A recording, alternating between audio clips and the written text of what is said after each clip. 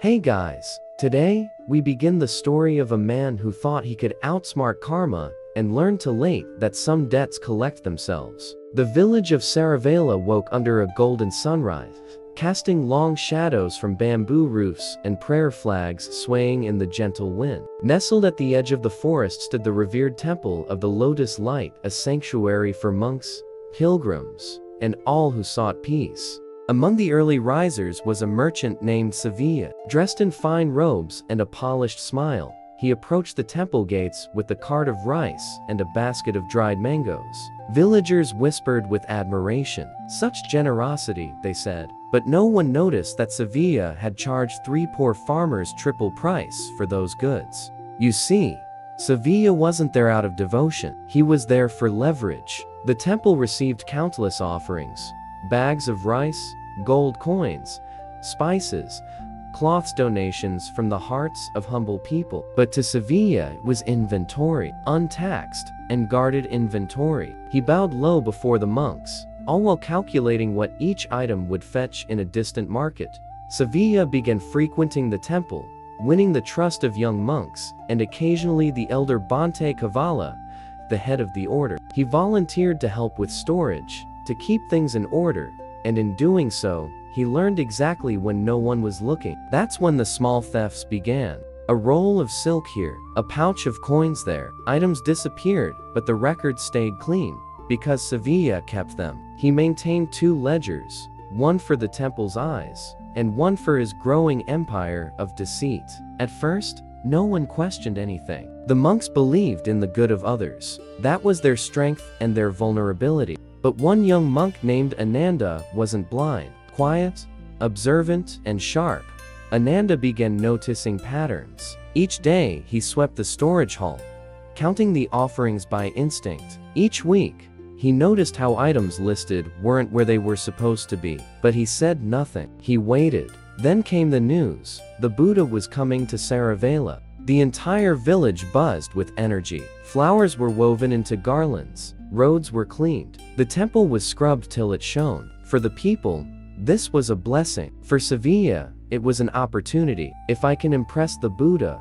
he thought, I'll gain not just local fame but influence far beyond. So he doubled his gifts again, paid for by lies and extortion. He stood near the monks during ceremonies. He even made sure his name was spoken aloud during temple prayers. But when the Buddha finally arrived, walking barefoot under the sun, surrounded by silence and stillness, Sevilla felt something shift.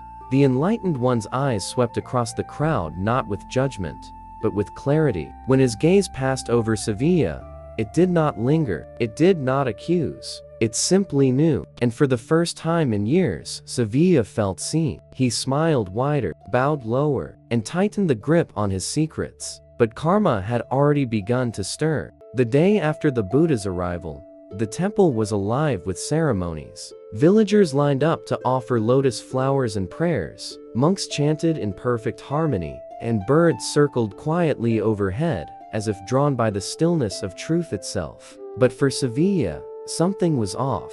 He stood among the devotees, offering incense with a trembling hand. Every word from the Buddha felt like it cut deeper than the last, not because they accused him, but because they didn't. They spoke of impermanence, of desire, of how clinging to illusion is the cause of all suffering. And yet, not once did the Buddha name him. And that silence was unbearable. Later that day, Sevilla returned to the temple's inner chamber. He made his way past quiet novices and into the storage hall, his territory. He double-checked the hidden stash beneath the floorboards. Still there, gold rings, sandalwood oil, small silver icons meant for ritual. All stolen, still his. He exhaled in relief, then crept to the record shelf. There, next to the temple's donation scrolls, lay his fake ledger, the carefully forged script that made everything look perfect. Only, it was gone. Sevilla froze. He rummaged, digging through scrolls and parchment. His fingers trembled as he unrolled document after document, but the fake ledger had vanished. Just then, he heard footsteps. Ananda, the quiet monk, stepped into the room, holding a broom, but in his eyes was something sharper than bristles. "You've misplaced something?" Ananda asked. Sevilla forced a smile. "Oh, just checking the donations. You know how chaotic things can get with the crowd." Ananda nodded slowly. "Of course. Order is important." There was a pause. The tension in the room thickened like steam from boiling tea. And then Ananda said something strange. He looked at Sevilla and whispered, "The more one clings to illusion, the more painful the truth becomes." Then he walked away, leaving Sevilla rattled. That night, Sevilla didn't sleep. He searched his entire home, fearing the ledger had been stolen, fearing someone had discovered him. But no one came. No accusation, no confrontation, only silence. Still, he wasn't safe. So he took precautions. He returned to the temple the next day, arriving earlier than even the monks. By lamplight, he burned all the ledgers, real and fake alike. If no records existed, no proof could haunt him. It was drastic, but it gave him control, or so he thought. Back home, he found his young son Thomas still asleep, curled in blankets. His wife, Romy, greeted him with a tired smile. Life seemed normal again. Until the next morning. Tama didn't get up, not for breakfast, not for play, even when Sevilla offered him sweets. He just lay there awake, but silent, eyes distant, body unmoving. "He's tired," Sevilla said. "Children get fevers, but no fever came. No symptoms at all, only stillness." Day after day, healers came and left, scratching their heads. "There is no illness," they said. "His pulse is strong, his body fine." Yet Tama did not move, not once. Sevilla stood at his son's bedside, whispering please into the night.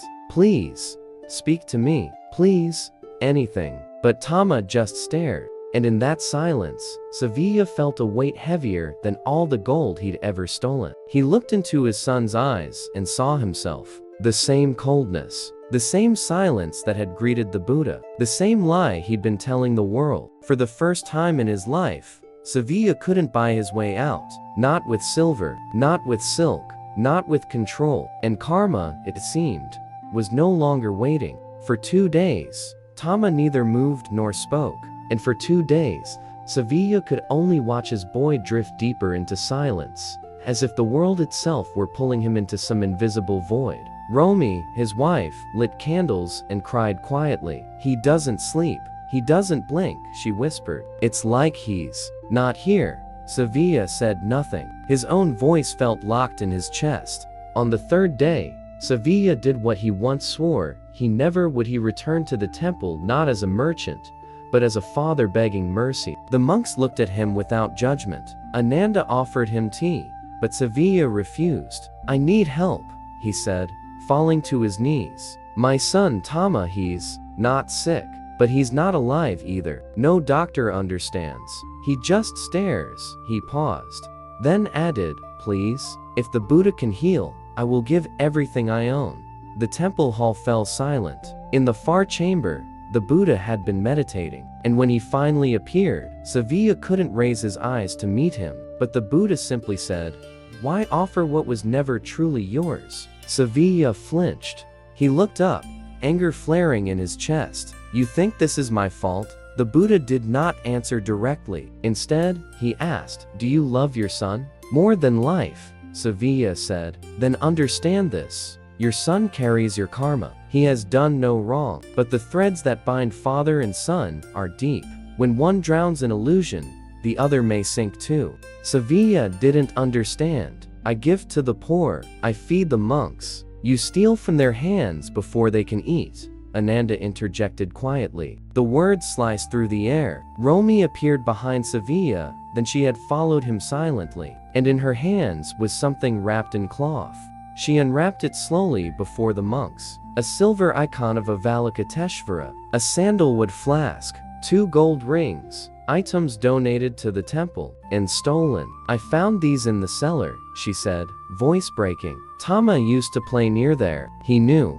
Sevilla's face turned pale. It hit him like thunder. Tama had seen. Maybe not everything, maybe not clearly, but children understood truth without needing words. His son had watched his father bow in prayer, then betray that prayer the next day, and the guilt silent and spoken had rooted in the boy's soul. The Buddha sat in stillness. Then, in a voice both soft and thunderous, he said. Karma is not punishment. It is memory echoed through cause and effect. What we do becomes who we are, and who we are becomes the world our children inherit. Sevilla wept. I never meant to hurt anyone, he said. But you did, the Buddha replied. And now, you must decide not how to be forgiven, but how to be reborn through your actions. The monks gave Sevilla a chance, perform a selfless act, not in exchange for healing, but as the beginning of letting go. Not to undo the past, but to stop carrying it forward. Sevilla agreed. He returned home and sat beside Tama. He spoke gently, not of riches or cures, but of truth. He confessed not for mercy, but for honesty. He told the boy everything. And then, something changed. Tama blinked. A single tear ran down his cheek, and for the first time in a week, his fingers twitched, reaching faintly toward his father. By dawn, the word had spread. The merchant's son had moved. He had wept. The boy who had not blinked for a week now breathed deeper. The villagers whispered of miracles. Some credited the temple, others the Buddha's wisdom. But Sevilla, he credited none of those things. He knew the truth. Tama's awakening began the moment the lies ended. Sevilla returned to the temple before sunrise, not in secrecy or shame, but with open hands. In a small wooden cart, he carried every item he had once taken: the polished rice urns, the sacred lamps, the velvet prayer mats still bearing temple embroidery. Behind him walked Romy, holding the last of their silver coins. The monks stood waiting, calm as always. But Sevilla didn't approach the altar. He knelt at the temple gate outside, not within. This place, he said, gave me more than food or gold. It gave me a mirror. He looked up at the Buddha, seated beneath the Bodhi tree, as sunlight filtered through the leaves. What do I do now? Sevilla asked. The Buddha looked at him, eyes like still water. When one sees clearly, the first thing to fall is pride, and what grows in its place is the seed of right action. Later that day, the monks allowed Sevilla to stay not as a guest, not as a merchant, but as a laborer. He swept leaves. He cleaned the lanterns he once stole. He fetched water for meditation halls. He did it without expectation. Every evening, he returned home to Tama, who was still fragile, still silent, but more present. The boy would follow his father with his eyes now. He gripped Romy's fingers more tightly, but he hadn't yet spoken. And Sevilla knew healing karma required time, not just remorse. One day, while scrubbing the temple courtyard, a young monk named Akaran approached. Brother Sevilla, he said, kindly, you are doing the work of 10 men. Sevilla gave a tired smile. Then perhaps I owe 10 lifetimes. Akaran hesitated, then leaned in. Do you want to see the ledger? Sevilla froze. The donation ledger, Akaran clarified. The one you misplaced. Sevilla dropped his brush. I thought it was lost. It was hidden, Akaran replied. One of the elder monks found it in the rafters, covered in cloth, safe, intact. He handed Sevilla a thin, bound volume. The names, the offerings, the signatures, everything was there. A wave of nausea passed through him. The evidence of every theft, every lie preserved. Why return this to me? He asked. So you understand, Akaran said, that the temple forgave you, long before you forgave yourself. That night, Sevilla sat beside Tama again. He opened the ledger and read every name aloud: the farmers who gave grain, the women who gave fabric, the children who gave coins. And for each one, he whispered, forgive me, forgive me, forgive me. At the final name, Tama stirred. Then, in a voice dry and cracked but unmistakably alive, he whispered one word, Father. Sevilla broke. He gathered the boy in his arms and sobbed, not with shame this time, but release. The boy had returned, and so had something else. The man Sevilla was meant to become. Word of Tama's voice spread faster than wind over the rice fields. Some called it a divine blessing. Others whispered it was the Buddha's direct intervention. But to Sevilla, it felt like something more terrifying, a second chance he did not deserve. He became a fixture at the temple, not as a symbol of shame, but as a man trying to live without masks. Every morning, he swept the monastery grounds. Every afternoon, he served rice to monks and orphans. Every evening, he returned to his son and wife, sitting in silence, holding Tama's hand. But something gnawed at his peace: the missing days. Tama's illness had started suddenly. No fever, no wounds, no infection, just a stillness that crept into his body like fog. Romy had once whispered, "It's as if his soul left to hide." The thought haunted Sevilla. Had the boy been punished for his father's actions? Or had his spirit simply retreated from a world poisoned by deceit? He didn't ask the Buddha. He didn't dare, until one day a stranger arrived. He came in silence, no cart, no shoes, no speech. His robe was brown, his face weathered like a tree's bark, and his eyes held that empty fullness only great monks carried. He walked straight to the temple, bowed before the Buddha, and stayed kneeling for hours. The monks whispered, "He is the walker of sorrows. He speaks only when a man's soul has shattered. He has seen the river beneath karma." When Sevilla heard, he waited till nightfall, then approached him under the Bodhi tree. "I have a question," he said, bowing low. "One I cannot ask the Buddha." The walker opened his eyes. Sevilla's voice trembled. "Was it my karma that made my son fall silent?" The walker did not answer. He pointed to the moon, reflected in the temple's pond. "That is not the moon," he said, "but you believe it is. What is seen in reflection is shaped by the water beneath." Sevilla blinked. The walker continued, "Your son's silence was not punishment. It was the ripple of your actions echoing through the water you share. Still the waters, and the moon returns to its shape." That night, Sevilla sat beside Tama and Romy. He didn't speak. He didn't ask for forgiveness. He simply stayed, still as the pond, warm as the moon. And for the first time, Tama reached out first, placing his tiny palm on his father's chest. His heartbeat steadied, not just the boy's, Sevilla's too. The next day, Sevilla didn't go to the temple. He sat at the village square, where once he had cheated, bargained, and lied. With trembling hands, he began returning the goods: grain, cloth, salt, coins. One by one, he gave everything back, to those too old to remember, to those who never even noticed. He didn't explain, he only bowed. When a boy asked, "Why are you giving away your things?" Sevilla smiled, "Because they were never mine." By sundown, his house was nearly empty, but his heart for the first time in his life was full. Tama's recovery was slow but steady. He spoke sparingly, like someone relearning the shape of words. His eyes, once glassy with silence, now shimmered with flickers of life. Every word he spoke felt like a sacred verse. In Sevilla, he no longer measured time by gold or grain, but by the sound of his son's voice at sunrise. Still, deep in his heart, a storm brewed, a question that refused to be buried. Is redemption enough? If the harm has already been done? It was late one evening when the Buddha returned from his daily alms round and found Sevilla waiting under the banyan tree, not as a supplicant, not as a sinner, but as a father, ready to listen. Sevilla bowed low. "My lord," he said softly, "the world seems right again, but inside me, there is a scar that no offering can erase." The Buddha looked at him, eyes steady like a mountain unmoved by storm. "You speak of a scar, but do you see it as punishment or as memory?" Sevilla hesitated.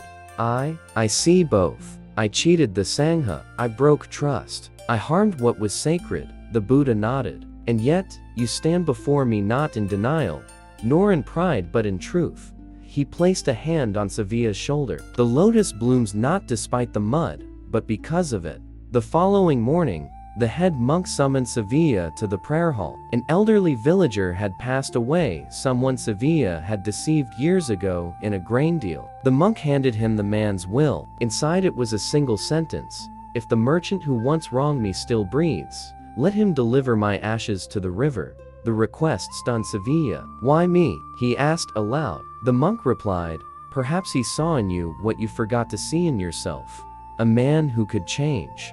With trembling hands, Sevilla took the urn. He wrapped it in white silk and began the long journey to the sacred river, where the waters whispered ancient truths and washed away names. Romy and Tama walked beside him. They passed villages where his name had once caused fear, then scorn, and finally, silence. Now, children waved, Monks bowed. In Sevilla he walked barefoot, letting each stone press memory into his soul. At the riverbank, he placed the urn on a lotus leaf and whispered, "May your soul travel free. May your pain end with mine. And may your forgiveness become my teacher."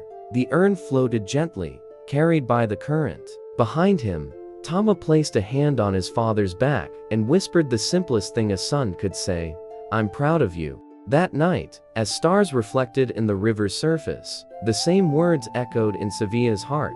He didn't know if karma had been balanced. He didn't know if the gods had truly forgiven him. But he knew this. He no longer lived for himself. He lived for what he had almost lost, and sometimes that was enough. Weeks passed. The rain season arrived. In the temple, monks chanted each morning as the sound of thunder rolled softly in the background. The old walls smelled of wet stone and lotus incense. And amid it all, Sevilla stayed not as a guest, but as a humble servant. He swept floors, fetched water, washed robes. No task was beneath him, and for the first time in years, his heart beat with no agenda. Tama, now stronger than ever, often followed his father to the kitchens and gardens. He laughed with the monks, played with the temple dogs, and spent hours watching the silent bell swing in the breeze. But one day, during chores, Tama found something strange hidden behind a loose brick in the kitchen wall.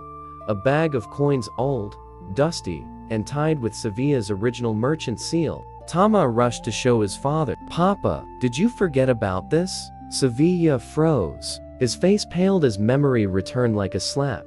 This was one of the hidden stashes from his days of deceit, money meant for the temple, stolen in silence. He took the pouch in his hands and stared at it. Then, quietly, he turned and walked to the main prayer hall, where the Buddha sat beneath the Bodhi tree, eyes closed. Sevilla knelt. "My lord," he whispered, "I thought I had made peace with the past, but even now, it crawls out from cracks I forgot." The Buddha opened his eyes and said gently, "When we sweep a floor, we do not curse the dust that returns. We simply sweep again."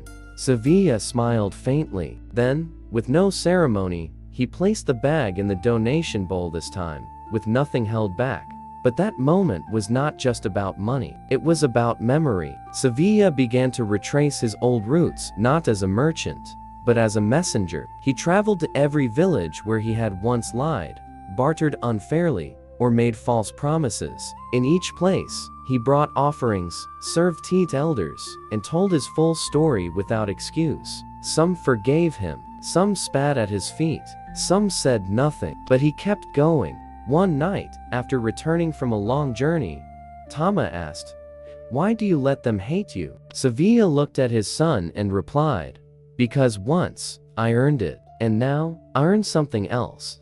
Tama nodded, not fully understanding, but sensing the weight of the answer. He slipped his hand into his father's and whispered, "Then I'll walk with you." The two walked the long path home in silence. Above them, the moon glowed like a soft eye watching everything, judging nothing. And the temple bell rang once clear, low, and final. The rain subsided. The air grew cooler. One morning, as the mist still clung to the hills, Sevilla found himself invited to a private meeting with the elder monks. They sat in a half-circle under the Bodhi tree, their robes the color of earth and flame. The head monk spoke gently, "Sevilla, the Sangha has watched your path. You have made amends not only with gold, but with silence, labor, and truth." Sevilla bowed. "I do not seek reward," the monk smiled. "That is why we offer you something greater than reward, a new name." A hush fell over the courtyard. Even the birds seemed to wait.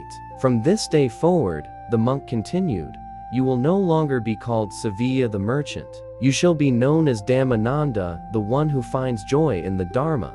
The name echoed like thunder inside Sevilla's chest. He closed his eyes. He saw flames, temples burning, coins melting, old sins screaming. And then, he saw Tama's eyes, Romi's tears, and the Buddha's silence. Later that day, as he sat beside the temple pond, Tama ran to him with a bundle wrapped in cloth. Inside it, his old merchant scales. "Found these in the shed," the boy said. "Do you want to throw them away?" Sevilla, "No." Dhammananda smiled. "No," he said. "I want to keep them, not as tools of trade, but as a reminder that when we weigh our lives, it is not what we take, but what we give that counts. That evening, a traveler arrived at the temple gate, an old friend of Sevilla's from his merchant days. This man had once urged Sevilla to cheat temples, avoid taxes, and hoard grain during droughts. He had grown richer than ever. He saw Sevilla in robes, sweeping the temple floor. At first, he laughed. "This is what you've become, a servant in orange cloth?" Sevilla looked up calmly. "No," he said. "I have become empty, and in that emptiness, I found peace."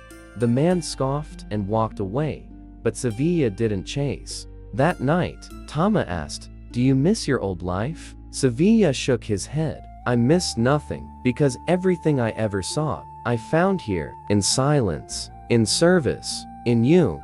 Tama leaned against him. "And in Mom?" the boy asked. Sevilla closed his eyes. "Yes, in her too. She was the first one to see the monk inside the merchant. Even when I had forgotten, the moon was full again, and the wind carried no more debts, no more names, no more fire, only peace." The days grew long. The harvest season came and went. Dhammananda, once Sevilla the merchant, now lived in complete harmony with the rhythm of temple life. His hands no longer grasped for coin. Instead, they held prayer beads, broom handles, and sometimes, when no one was looking, Tama's small hand. But even in peace, the world still turns, and karma never forgets. One late afternoon, as golden light filled the lotus pond, a group of villagers arrived at the temple. Among them, a woman stumbled, her clothes tattered, her face streaked with dirt and tears. She had come seeking help. "Bandits," she cried. "They raided our village, burned our crops, took our stores. We have nothing left." The monks offered shelter. Dhammananda brought warm food and clean water. But when he saw the woman more closely, his face drained of color. It was Mai, a merchant's widow, someone he had once ruined with false trade weights and unfair interest loans. Years ago, she had lost her home because of him. Now, she was broken before him again. Mai recognized him too. "Sevilla," she said, voice trembling. He tried to speak, but his mouth failed. She didn't slap him. She didn't curse. She simply turned her eyes away and said, "I came to beg the Buddha, not you." The word stung sharper than any blade. That night, Dhammananda did not sleep. He went into the woods before dawn and sat beneath a large, silent tree. The wind whispered across the branches. His breath became thin. His guilt, long buried under layers of penance, surged back to the surface. But then footsteps. It was Tama, carrying a small bowl of rice. "You didn't eat," the boy said, "so I brought you something." Dhammananda looked at his son. Tama had his mother's eyes that once held disappointment, now filled only with light. "I hurt her," Dhammananda said. "I broke her years ago, and no apology can undo that." Tama sat beside him. "You taught me that karma is not just about what we suffer, but what we choose to plant next." The words stopped Dhammananda cold. They weren't his. They were the Buddha's spoken once, when his own heart had been blind. The next morning, Dhammananda went to Mai with an offering, not of gold, but of hands. He offered to rebuild her house, to return with her to the village, to help plant the seeds of a new life. At first, she said nothing, but days later, she allowed him to walk with her, silent, through her ruined fields. And in silence, something shifted. Even karma, when met with humility, can soften its grip. Even wounds, when faced, can begin to heal. The village was silent, like an old wound learning to breathe again. Dhammananda knelt beside Mai's collapsed roof. His hands, once soft from coin counting, were now blistered and raw. With each swing of the hammer, he tried to undo a wrong no words could cleanse. Tama was there, helping, carrying bricks, watering saplings, laughing with village children. Mai still didn't smile, but she didn't ask him to leave either. Weeks passed. The temple sent supplies. The villagers, once cautious, began to trust again. And every night, Dhammananda sat beneath the same banyan tree, whispering prayers not for himself, but for those he had failed. One evening, as a pink dusk wrapped the sky, Mai approached him. She sat beside him for a long while before speaking. "My husband died in debt because of you, I know. Child was born hungry because of I know. She looked at him, long and sharp. So, why do I feel like I'm the one who's been holding the flame too long? He didn't answer, because healing is never loud. That night, Mai placed a bowl of warm soup at his door. Nothing was said. Everything was heard. The next full moon, Dhammananda returned to the temple. Tama walked beside him, carrying a satchel filled with herbs and books. Will she be okay? Tama asked. She already is, Dhammananda replied. Because she chose not to become like me. Tama nodded, then asked softly, do you still miss Mom? There was no wind, no birdsong, just the hush of truth. Yes, Dhammananda said. Every day. But I also understand now. She didn't leave me because I failed her. She left because I refused to see my own reflection. Tama placed his small hand into his father's. And now, I see everything, Dhammananda said. The fire, the ashes, the seed beneath both. Back at the temple, the monks welcomed him with silent bows. Not because he had changed, but because he had continued. The greatest path isn't a leap. It's a step taken again, and again, and again. That night, under the candlelight of the prayer hall, Tama read aloud from a sutra. His voice was calm, clear. Dhammananda watched him, tears forming but not falling. He had lost gold, status, love, and a lifetime of false pride. And from those ruins, the Buddha had given him something he never expected. A son who believed in compassion more than revenge. A self that no longer ran from truth. A peace that required no wealth to purchase. And so, the greedy merchant died. But the monk named Dhammananda lived, and would go on living one quiet, humble, sacred breath at a time.